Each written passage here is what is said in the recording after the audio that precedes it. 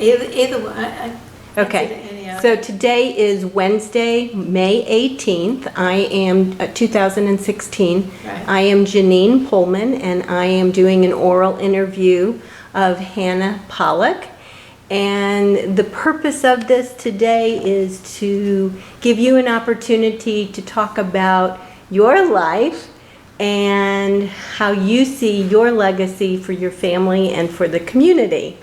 So that's it, and let's get started with talking about the family, and recognize that everything will be in the Dallas, your family, but everything will be in the Dallas Jewish Historical Society's archives. My family right now, not when I was growing up, not any. Let's start with your family growing up, and then get to today. So let's begin with that. I didn't know what, that was why I asked you, because you said the family. Right. Okay. So let's start with your family, about your parents, your grandparents, when you were growing up. Okay. All right. Well, I was born in New Orleans. My mother was born in New Orleans. Her mother was married in New Orleans. Wow. So I have a long legacy in New Orleans. And I stayed in New Orleans until I graduated from high school and went to college, and I really never lived at home again. So I went to college, and then I got married, and that was it. But I grew up in a Orthodox family, but it was really, I'd say, more conservative than it was Orthodox. My father was very Orthodox. My mother was very not Orthodox. I mean, she was really the opposite. And when my parents got married, my grandmother was not real happy with my father because he felt he was marrying out of the religion. Anyway, but I did grow up in an Orthodox shul, and it was wonderful. I mean, we had a very vibrant shul, and it had a lot of stuff going on, and all my friends, we had always met there, did everything. Anyway, I think I had a very great childhood. We were not rich, we weren't poor, but we were, everything was fine. Had what we wanted, had it, whatever. I had a brother and a sister. I'm the oldest, so I had to lead the way, and I had all kind of restrictions that my siblings didn't have. And, but anyway, I had only grandparent I knew was my father's mother, and I had her even until I was in my 20s, which was great.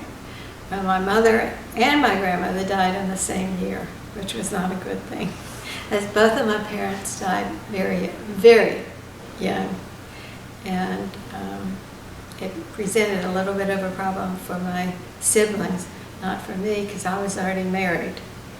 But what year was that? What year was that? That I got married? Mm-hmm. Got married in '59. Okay.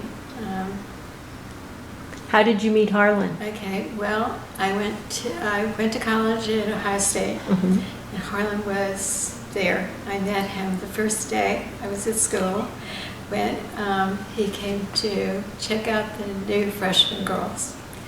And I was in a rooming house, not in a dorm, because we had rooming houses for out-of-state students. And this was a rooming house. We had 20 Jewish girls. I'm not sure how I got in there, but that's where I was. And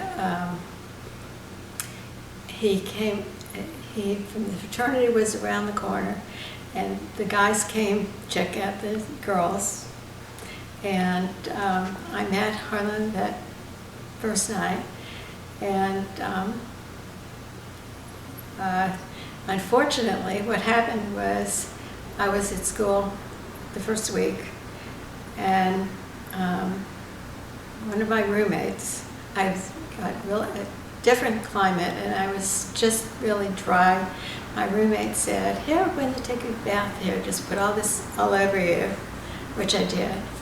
The next day, I got up, and I was one big bump from head to toe. I mean, I had a terrible reaction, and I didn't know what to do. And people said, "Oh, don't go to the health center. It's not a good thing." And so I laugh now, but one of my roommates said, "Remember that guy you met? He's going to medical school. Why don't you call him?" And he was living in the fraternity house, which is around the corner from. And I was like, "I can't call a guy. But you better call somebody." Because I even had fever. So I said, "Okay, I bet the dust," and I called, and he came. He was so sweet. He came.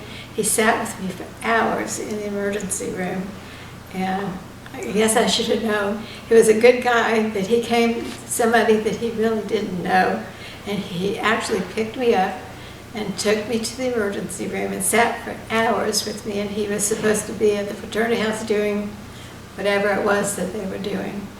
And we didn't really date right away, but we did. And and we started dating, and we dated other people too. And he went to medical school. He was in undergraduate school, and then he went to medical school, and he didn't really have time. He would occasionally, he moved home. He had been living in a fraternity house, but he moved home when he started medical school. And so sometimes after his class, he would stop at the sorority house where I was, and he would stop and say, "Well, I'm on my way home, just came to say hello." And he would call sometime at night. Well, we didn't have phones in the room. We didn't have cell phones. I had to go downstairs, and it was not convenient. And I'd go, and he'd say, "Well, I just called to say hi." I said, "Okay." So this went on, and finally I just said to him, "Harlan," I said, "if you don't have anything to say," I said, "call me when you have something to say." And so it was kind of a pause, and he said, "You know what?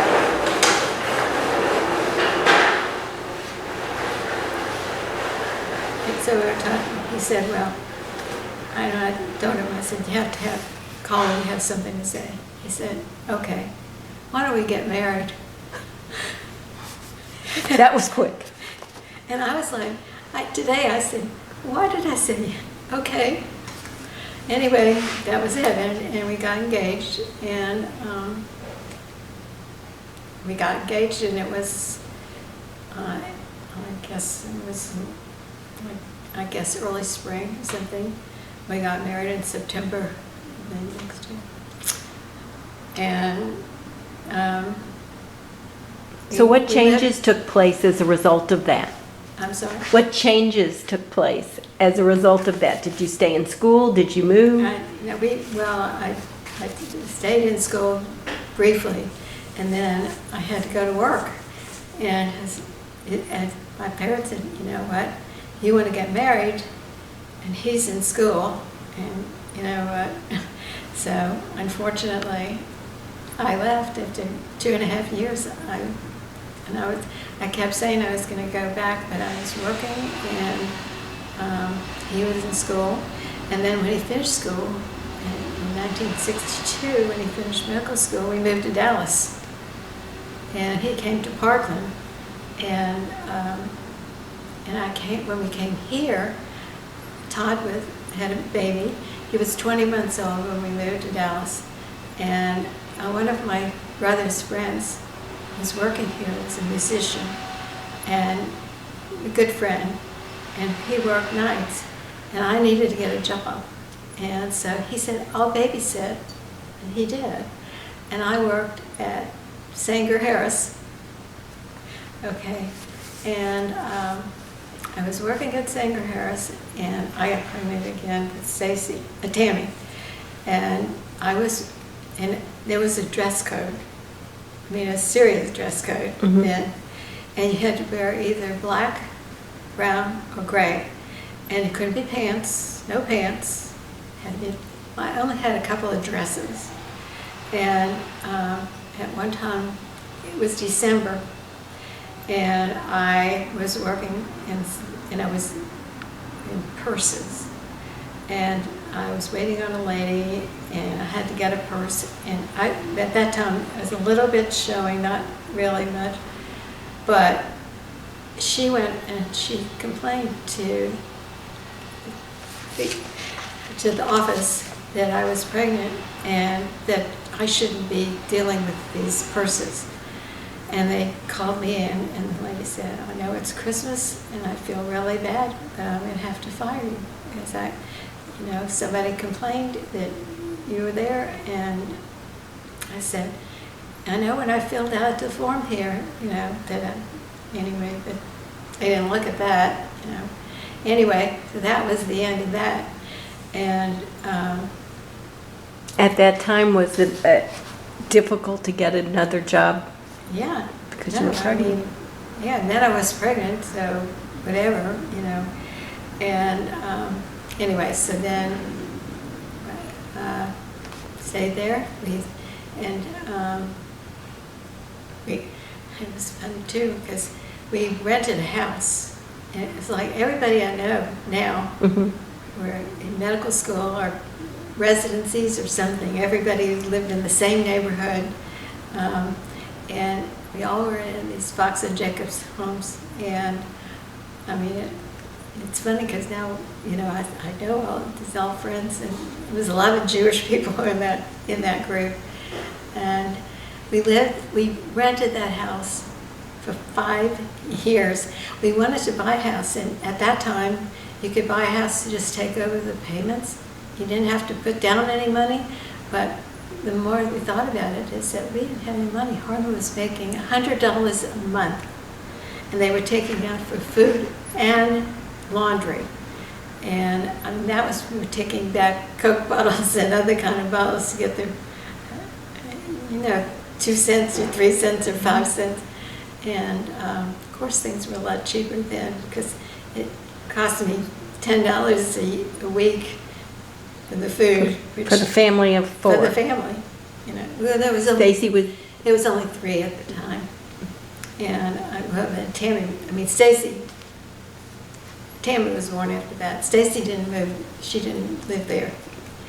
And so we were there for 5 years when he was at Parkland. And then Harlan got drafted. And we moved to San Antonio. Well, first we were supposed to go to Japan. His first orders were to Japan. And then they changed it to the Berg unit in San Antonio, Fort Sam. And we lived I loved living in San Antonio. It was kind of fun. But that's when Stacy was born. She was in an Army hospital. And in the Army hospital, there were no amenities other than, everything you had to do by yourself. And unfortunately, I got really sick. And I was in the hospital. They wanted me to stay there until I had a baby. Oh. Then I was in my 6th month. And there, if you wanted water, you went down to wherever you get the ice. They would bring the laundry for the bed, put it on your bed, and you were supposed to take care of it. Well, I was really sick. And there was a corpsman who knew Harlan and knew that Harlan was interested in plastics, or I don't know, it was a whole thing. And he was interested in something, and so he helped me. It's like, I'll come help. And he would get the laundry, he would get ice or water, and he really kind of took care of me while I was there. Mm-hmm. But they wanted me, it was $75 a day for all meals, all everything. It was, it's like, they don't care, you can stay forever. And I had 2 children at home, and had really nice neighbors who took care. Todd was in school. He was in 2nd grade. Tammy was in preschool, and my neighbor was really sweet. She kind of took care of him, and being in the Army, I mean, it wasn't like in practice. He did get to go home, and Stacy was born at Fort Sam, and Army Hospital, and then Harlan got orders to, he finished there. It was at the burn unit in San Antonio, and which was tough. It was really awful. And then he was still in the Army, and then we went to Washington, D.C. He went to, he went there, he got a plastic surgery residency there, Walter Reed, and we lived in, there we bought a house. He went there to find a place to live, and the Army is really, really weird to deal with, to tell you the truth. When we lived in San Antonio, we moved into a house. It was rent had been on the market for the longest time, and somebody said, "Well, just ask them if they want to rent it," and they did. It was a beautiful house. It really was. It was really nice. But the Army is like, by that time we had 3 children, and the Army's, actually 2, and they said if you have 2 of the different sexes, you have to have a room for each one. Well, at the Army base, they didn't have anything. There was 3 bedrooms, and so we had to find our own whatever, and it was a really nice house, and we liked living in San Antonio. Then he went to Washington, where he did his plastic surgery at Walter Reed, and that was good. He kept getting promoted. Then he went in as a captain. He went to major when we got there, and I'll tell him that he ended up as a colonel at the end of, because then we lived in Washington for 2 years, and then he went to Vietnam. And when he went to Vietnam, even though we had a lot of friends, and Harlan had family in Washington, but after thinking about it, I decided I was going back to New Orleans. My parents were gone, but my brother was there, and I had all these relatives, aunts and uncles and cousins and whatever. So even though I had a nice relationship with Harlan's family in Washington, I went home. And so I was there when he went to Vietnam. And how long were you there? I guess in New Orleans I was about a year and a half. And then he decided he wanted to come back to Dallas. And it was very interesting because I came to Dallas to find a place for him, a house and an office. And so I came to Dallas, and I had friends here that I stayed with, and I went looking. Well, he wanted Presbyterian, and they only had, they were just adding on to the professional building, and there really wasn't, it was really full. And the people I was staying with said they knew that there was a doctor who was leaving, moving out, and I should check with him and see if they could get that office, which was in the professional building. And so when I went to check on it, somebody else wanted it. And I was like, I don't know what else to do. I found a house, and I rented a place, and I found, so I talked to the doctor who wanted it, and he was, I won't tell anybody's names or anything, but he was really nice, and he said, you know what, they were adding on 3 more floors, and he said, let me make a deal with you if you want. He said, I will give if you let me have this office, I will give your husband 2 rooms in the office, and I won't charge him until he starts having patients, and you can use my nurse. And I thought, and then when they're finished with the rest, he can move. And I said, great, that was fine. And so that was how it got into there. And so when he came back to Dallas, I had the office and the nurse in the office, and it worked really, really well. And so we stayed there until they finished the other floors, and he moved, and so that was that part. So once you moved back to Dallas, when did you start getting involved in the Jewish community? Well, prior to that, when I first moved to Dallas, when Pulman finished medical school, I didn't know, obviously, we didn't know anybody. And my mother, we were always very involved in our synagogue, very involved. Mm-hmm. My mother was president of the sisterhood, my father was in the brotherhood. I mean, we did everything. I mean, that was my second home almost, that and the JCC. Both of those, other than my home, all my time was at the J or in the synagogue. And a lot of times in there cooking and doing all this thing, and we went every week to services, and of course it was synagogue. I mean, it was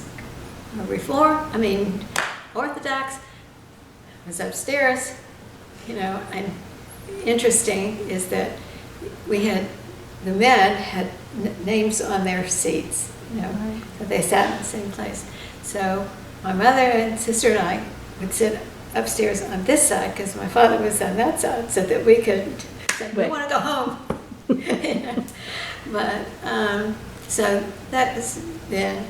So when I was moving to Dallas, my parents were still living when we moved here in '62. I mean, my mother died soon after that, but my mother, I didn't know anybody. My mother said, you know what you do? She said, you join the sisterhood and you'll meet other people, other young people your age, and get involved. And from there you'll find some other organizations, that you might like, but start with the synagogue and the sisterhood, and you'll meet people, and that's how you'll meet some people.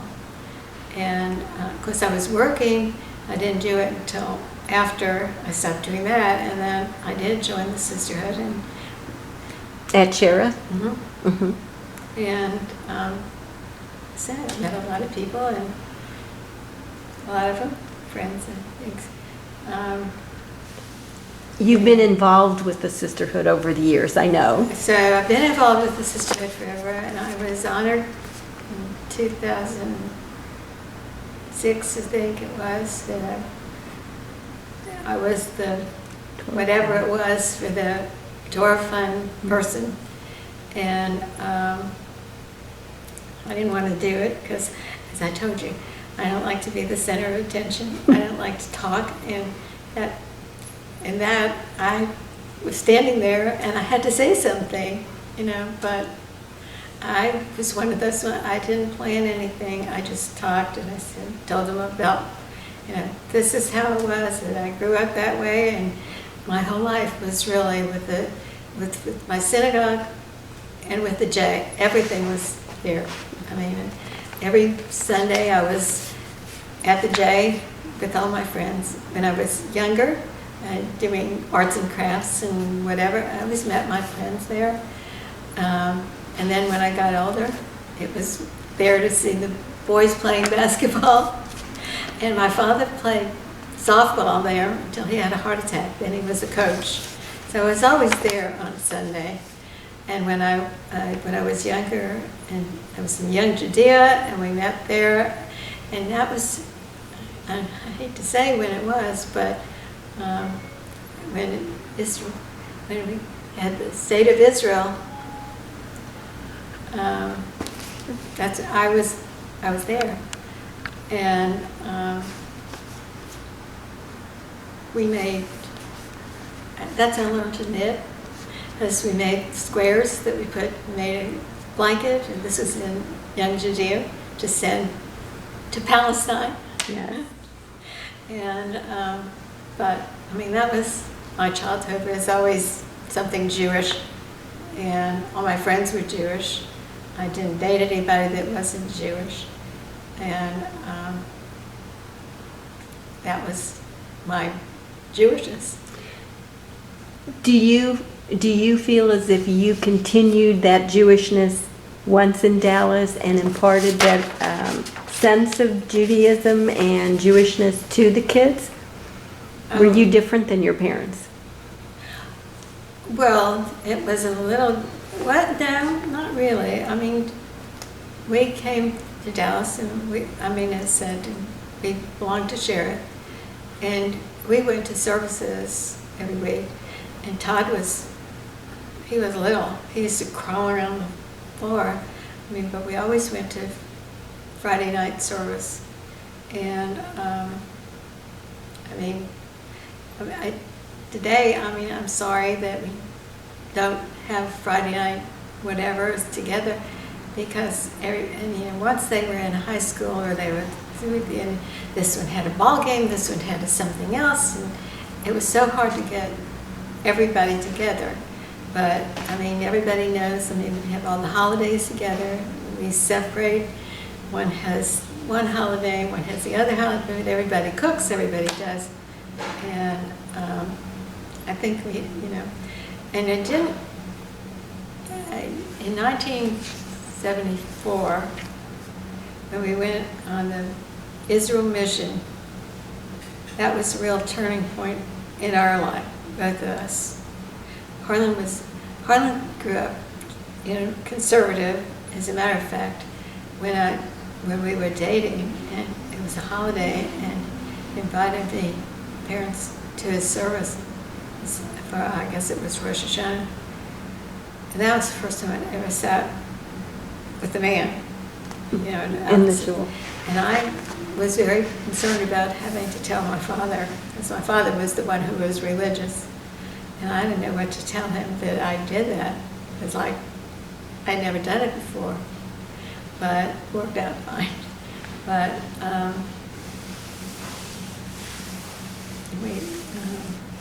anyway, so, but yeah. So in terms of... I was telling you about the 74. Right. I don't know how we did it, because we had no money, I don't know. And whenever we get together, we call each other cousins, because we had such a bond from that trip that we keep having reunions, and it's like we call it the cousins. And even though we don't see all these people, it's like they're our family. Mm-hmm. And I think it changed so many lives with that trip. And we were like very concerned that it never was done again. And Arnie Sweet, who actually put it together, really it was not a good thing. Mm-hmm. He took a lot of slack from that, and because he didn't charge for it cost money, but it was not like, and when we get together, it's funny that we all say, we don't know how we did it, because this one borrowed money, this one did something else, and it was like, we had no idea, and we were all just starting out in business or profession or whatever. Because there was nobody in that group that was really established, and everybody had small children, and we left our kids, and we went for 10 days to Israel. It's like, but it really did. It changed so many lives, and if you look around at the people who are in the group, they've been president of this and president of that, and involved in this, and it was, really was a real life-changing experience. So, from that experience and the other experiences you had growing up, who would you say were your role models and From growing up, from growing up, and even in those early years, having children? obviously my parents, I mean, I only had one grandmother, my father's mother, and didn't speak much English. And Did you speak Yiddish? I can understand a lot of things, but I couldn't carry on a conversation. We have taken twice, we took Yiddish, and we didn't have anybody to talk to, so we really, I mean, few words, and you look at a book and you see, there are a lot of words we know, when you look at a book with Yiddish in it, but, no. But my father only talked to his mother in Yiddish, and he had brothers. They all communicated with the mother. And my father and his brothers had a jewelry store. And my grandmother used to just sit there. She didn't participate, she sat. And I'd go there. She's reading the Jewish Daily Forward or whatever it's called. And she'd say, "You see this? She got married." And some young girl, and she kept telling me that anyway, but I had a good relationship in my early years until I was 8. I lived downstairs in a duplex, and I lived downstairs. She was upstairs, and at that time, my father was the only one married. He was the second to the youngest, and of course he didn't live with the mother until he got married. So the other brothers were upstairs, we were downstairs, and my grandmother did every Friday night the dinner, and she koshered her own chickens. And I always said I was never going to do it, because I used to go and watch her, and she'd get the chickens. The chicken was running around, and she wrung the neck and out of the hole.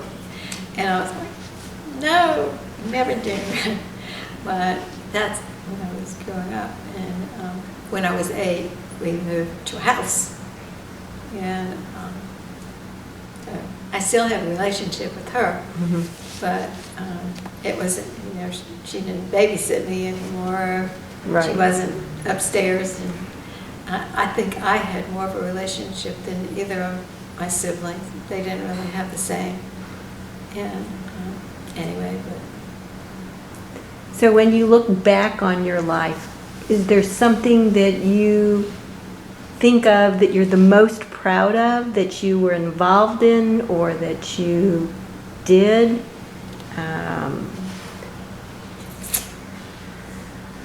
That I married Harlan. I said, I tell him all the time that. I said, I'm glad that you made, because only a few years ago he said something like, I made you marry me, or something like that. I said, I'm glad you did.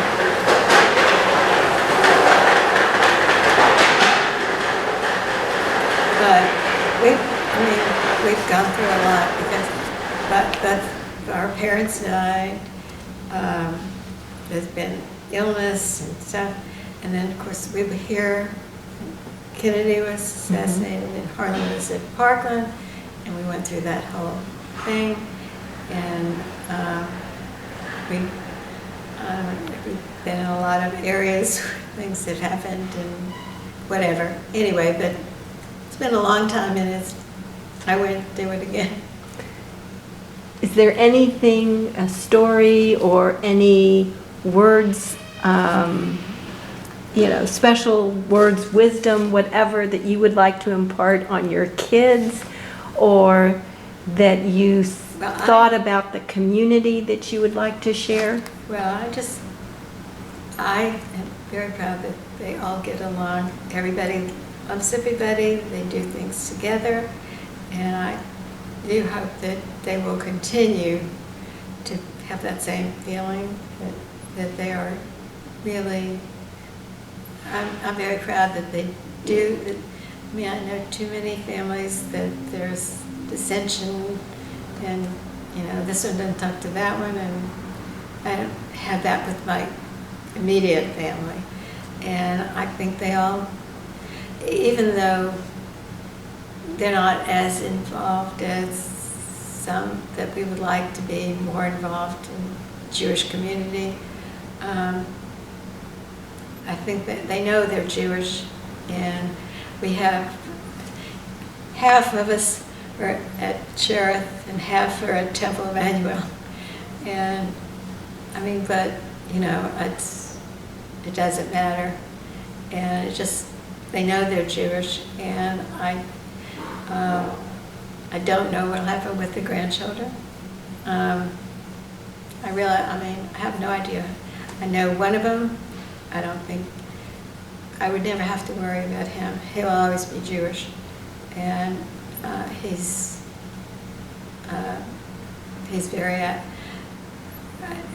just into all of it. The others, I know they're Jewish, don't have Jewish girlfriends, you know, and I don't know what'll happen with them. The one I know, he's been to Israel multiple times. He's very involved in AIPAC. He's been... How old are the kids now? The grandkids? Well, Zach, the oldest one, he is going to be 23 this year. And one just was 22. He just graduated from Indiana. Who was that? That's Tammy's oldest. He just moved back here. He's going to SMU Law School. Mm-hmm. Zach is he's our film guy. And although he could have graduated, but he's done 4 films. His school, it's perfect because he can take time off. He gets some credit at school, but it isn't the same credit as being there. So now he's there, so he wants to graduate, so he has another year before he can graduate. He's not doing any more films, he said. He's done some little episodes of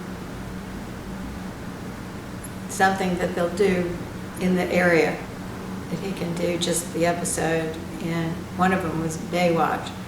And Harlan said, oh, well, he might be in hog heaven with all these girls.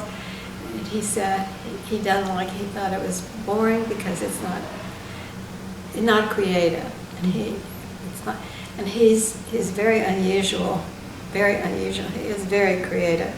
And he decided he wanted to play the guitar, and he just read about it. He wanted to play the piano. He's now into cooking, talented. And making up recipes. And like I said, well, maybe you'd like to go to culinary school. He said, if you go with me. I said, well, I don't think I want to go with you. But so those 2, and then we have the next 2 are at UT, and they're going to be 20 this summer. And the other 2 are 6 days apart, and they're going to be 16. Can't So wait tell to me try. all their names. Well, the oldest one, Zach. The next one is Jackson. And the next one is Grant. He's the one who's the most religious one. And the next one is Griffin. And then we have Kyle and Abby. Abby is Todd's and one child. And the 16-year-olds are chomping at the bit to jive. Anything that you haven't talked about that you would like to add? Is there anything you want to hear about? How would you like people to remember you?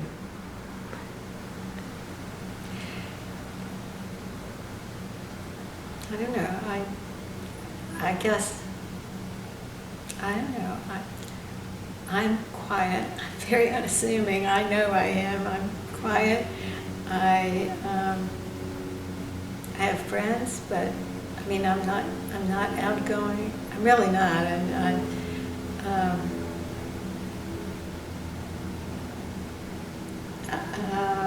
I don't know what to say. I mean, That's okay. I seem to be, I mean, I'm all right, you know. I didn't tell you that my whole life was dancing. I mean, I started when I was 3 years old, and even up until I was like almost 50. And unfortunately, I can't do it, but I saved my tap shoes, and they're in my closet on the shelf. And I did ballroom dancing and and I always thought I was going to marry somebody. I only wanted to marry somebody that really liked to dance like I did. Because I had a boyfriend that, I mean, we were really dancing. We took some lessons at Arthur Murray, and we kind of helped there. And I always thought that. And what did I do? I married somebody who had 2 left feet and doesn't know left for right, and you know.